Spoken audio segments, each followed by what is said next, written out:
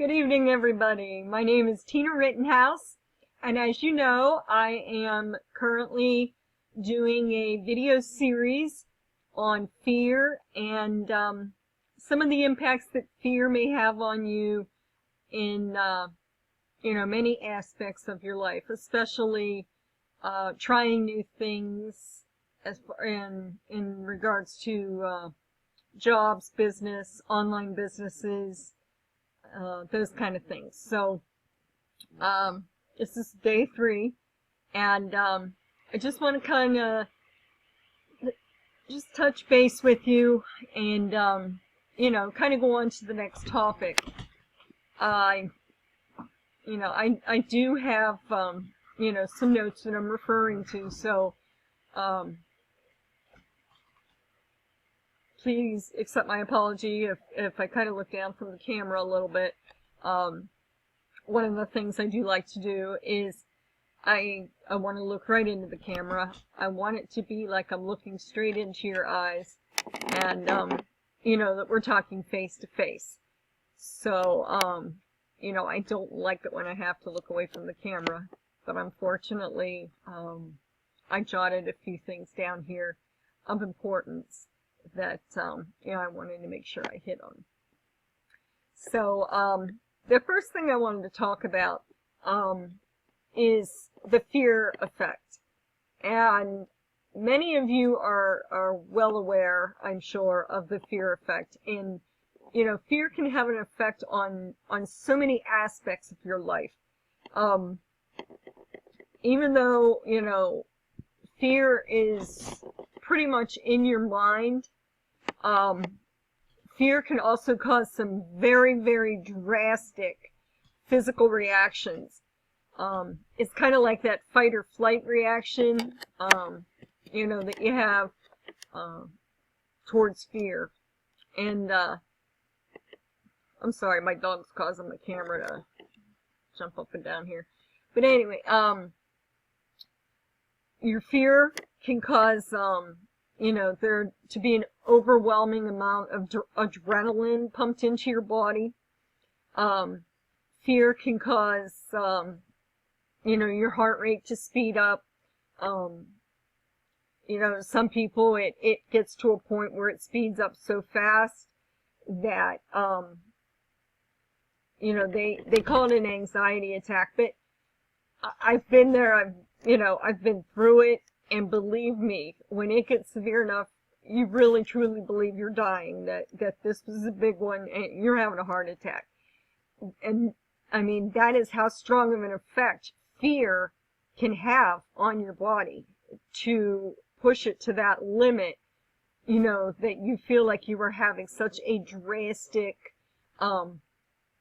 health ordeal. A heart attack's a big thing, and you've got that pain going on, and, just to find out that, because you had, this fear over something, that it just caused a physical reaction in your body, which led to that overwhelming pain. It kind of like the muscles all tightened up, and, but, fear definitely in that aspect of things can have a very, very severe, physical reaction on your body. It can also make your breathing either real shallow, or it can make very quick breathing, to the point of hyperventilating. And, in any of these, I mean, you might have one of them, you may have all of them, at any given time. And, just know that these are normal and these are typical. If you are terrified of something, anything can happen. You will not catch me walking across a bridge that is not solid. If there are openings, I will not walk it. I get many jokes on Facebook about walking across this glass bridge that I don't know how far it is, and I don't care how far it is. 1 inch of a glass bottom bridge is too far for me. So that's one of my legitimate fears. I start breaking out into a sweat, you know, it just, it gets to me. And, kind of, you know, going back to, you know, with the rapid heartbeat, that, and that anxiousness, that fear can cause a panic attack. You know, when that fear is so overwhelming for you, that you just go into a complete panic, and, you know, it can get very serious. And, if you don't have somebody there at that time to help calm you down, you know, just try to reassure you everything's going to be okay, you know, you truly can put yourself in a very serious, you know, situation until you can, you know, pull yourself together and, you know, kind of overcome it yourself. So, you know, you definitely, you know, you definitely don't want to just blow off the side effects, because they're legitimate and they are real. All right. There are at times that fear can save your life, if the danger is real. I use the example of I'm out in the woods and I run across a black bear. Well, at that point, I'm going to be terrified of that black bear.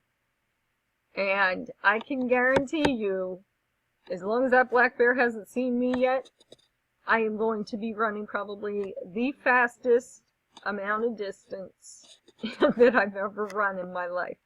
You know, that's real danger, and being afraid could save my life. But in most cases, the danger really doesn't exist. What does exist, however, in your mind is that fear, so that you can suffer the consequences of your fear anyway. It can cause anything from stress and anxiety to heart attacks. So that's what I said, you know, I know the fear is severe enough, it could cause many, many different, you know, physical aspects and physical harm to your body. Now, you know, we all know fear is like an everyday common thing. Do we choose fear? Can you imagine all the great things that you can do in your life if fear wasn't an option, and that you could spend all that time and energy on moving forward towards your goals, instead of sitting around worrying about, you know, all those bumps and what might lead ahead or be leading ahead? But the question is, are you letting fear be an option in your life? You know, are you letting fear be there because it's easier to be afraid? You know, I know a couple of people that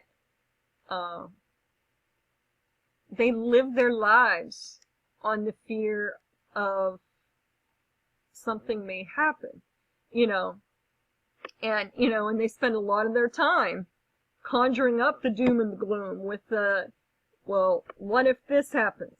What if this happens? What if this happens? Well, what if this happens?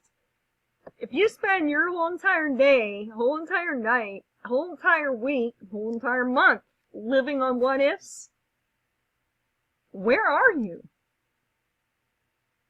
Do you hide inside your house? You know, are you afraid to go to work because what if I get in a car accident? You know, are you afraid to go on a hiking trip because what if there's a rattlesnake? What if we run into a bear? What if I fall and break my ankle? You cannot live your life and have fear rule your life. And, you know, there are just so many people that, that I truly run up against on a daily basis that they do live their life on the what ifs. And I mean, yeah, there are a lot of things I'm afraid of in my life, but I don't let them rule me.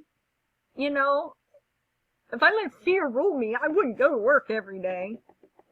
You know, if I let fear rule me, I don't know. I was going to say I'd probably have a horse and buggy for transportation, but then what if a car's going too fast and it hits my buggy in the back, which causes the horses to rear up, which causes me to have an accident with the horse and buggy? I mean, these are legitimate things that, I mean, these are two friends of mine. Legitimate things that come out of their mouths. And I sit there and I'm like, how can you live your life like this? Truly, how can you live your life like this? You know, it just blows me away. But anyway, just the big thing is realizing and acknowledging that, you know, that fear is playing a havoc in life every day. And every time fear rises its ugly head, it wreaks havoc on your life. As humans, we all have fears of some kind. And the nice thing is that we all have the power to change how we're going to let fear run our lives and affect us. So, with purposeful action can come success. And in the words of Mark Twain, I am an old man and have known many great troubles, but most of them never happened. So just, I mean, I really think that's a good quote. And I just think Mark Twain has some of the greatest little quotes and little tidbits of information out there. But, I mean, this one holds so true, you know. Throughout your life, you know, you grow up and you start realizing you have more and more fears. And you know, and a lot of troubles in your life. But how many of your fears truly happened? You know, how much of your life have you wasted away because you've been afraid? Life is too short. Don't waste it on being afraid. Alright guys, that's it for part 3.